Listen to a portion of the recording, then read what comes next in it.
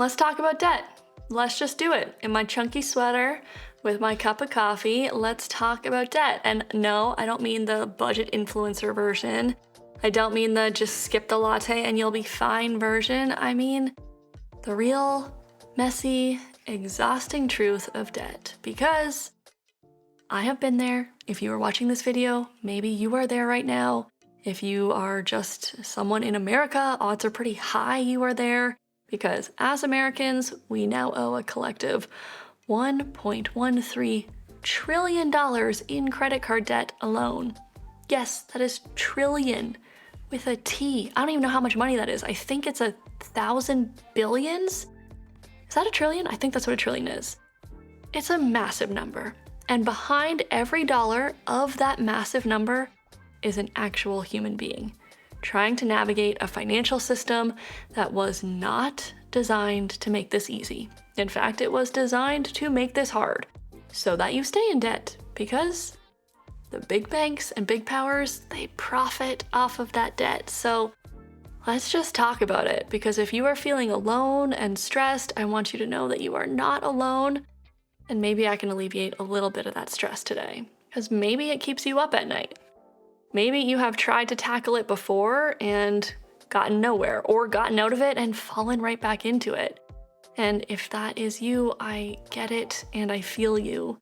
I used to be in $40,000 of debt and it was hella stressful. It was hella stressful. And I just feel for people right now. It's like harder and harder to get by these days.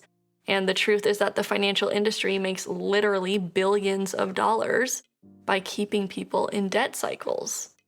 See, the credit card companies, they don't just allow the minimum payment trap, they actually depend on it. Because when you only pay the minimum, most of your money is going towards paying the interest on your debt, not actually paying off your balance. That means they profit every month that you stay stuck. So if you just take one thing from this video today, I want you to take away that debt is not a life sentence. Debt is maybe not even your fault. It's definitely not a character flaw, and it does not define your worth. It's just math. And the good news is that math can be solved. Here are 4 debt-crushing strategies that you will not hear from your bank, who doesn't want you to get out of debt anyway, and they don't require you to eat instant ramen until 2030.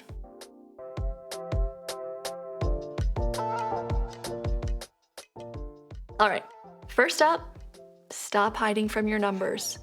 I know it can be scary to look it in the face. Most people in debt do everything possible to avoid looking at the full picture. They may make the minimum payments without ever tallying up the total. They may know how much they owe on a card, but not the interest that they're paying. But you cannot solve what you won't face.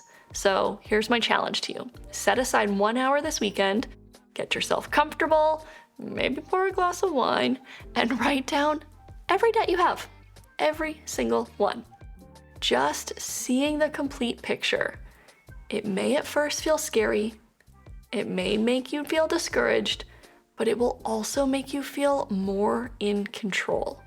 Clarity is the first step of gaining control, I promise. All right, number 2, find your debt motivation, beyond just the numbers.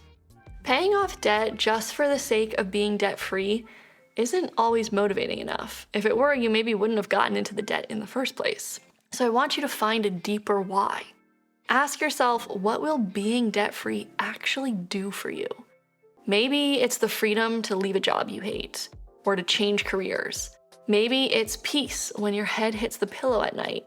Maybe it's modeling for your kids a different path than you saw. I want you to connect your debt payoff to something deeper than numbers. That is what will help you find the discipline you need to make different decisions with your money. Number 3, give yourself some breathing room. The all or nothing approach to paying off debt is a recipe for burnout and failure.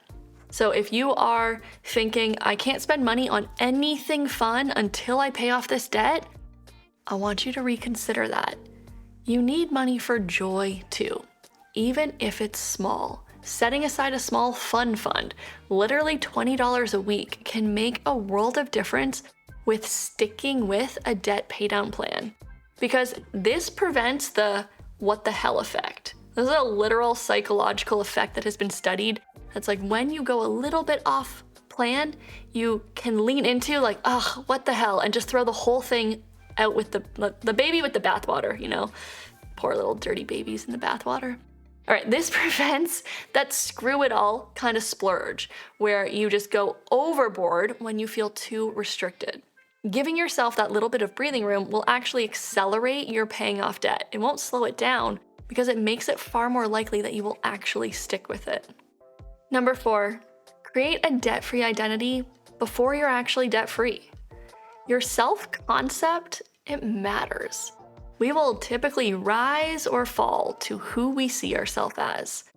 And so if you are thinking, once I'm debt-free, that's when I'll feel in control of my finances, it's backwards. You need to start building the financial habits now that align with your future debt-free self. You need to live into that future. You need to act as if you're already becoming that person. Because getting out of debt isn't just about paying bills differently, it's about becoming someone who does not think of themselves as a debtor, right? You need to think of yourself newly, building either the mindset as a saver or a mindset as an investor. One thing I love to recommend people do is open a high-yield savings account. This is a free account. It doesn't cost you anything to open one of these accounts. It pays significantly more interest on any money that you keep in it. That is different from your checking account, which pays basically no interest. And when you open that account, do so with the intention of creating and planting a flag as I am a saver. I am someone that is accumulating money. Now, you may still put most of that money towards paying off your debt, but I recommend keeping like $1,000 in that high yield savings account as an emergency fund so that if anything happens, you don't have to go back into debt to pay for it, which can be really demotivating when you're on a debt payoff journey. All right, let's recap. 1, stop hiding from your numbers. You cannot solve what you can't face. Just do it. Be brave. You got this. 2, find your debt motivation, your deeper why, deeper than the numbers. What is it that you really want that's on the other side of being debt-free? Remind yourself of this often. 3, give yourself some breathing room. Do not sacrifice everything in your debt payoff journey. Still let yourself have a little fun, a little joy along the way so that you stick with your plan. And 4, create a debt-free identity for yourself, even before you're debt-free. I recommend opening a high-yield savings account, and I'll link to my favorite ones down below this video to plant a flag as a saver and really start to cultivate that new identity for yourself.